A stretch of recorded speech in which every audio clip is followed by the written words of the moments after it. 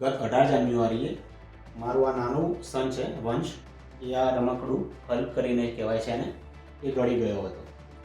તો અચાનક એને પછી ઉલટીઓ શરૂ કરી નાખી અને પછી મારા વાઈફે પૂછ્યું કે કેમ બેટા આટલી બધી ઉલટીઓ કરે છે, શું થાય છે તને? તો મારા સને કહ્યું કે મમ્મી હું પેલું રમકડું હતું ને હલ્ક કરીને એ ગળી ગયો છું. તો મારા ઘરમાં બધા જ ગભરાઈ ગયા, મારા વાઈફ, મારા મમ્મી. પછી તાત્કાલિક એને સિવિલ હોસ્પિટલ લઈ ગયા. ત્યાં ઇમરજન્સી સારવારમાં લઈ ગયા અને ત્યાં એમની સારવાર શરૂ કરી દીધી મારા છોકરાની.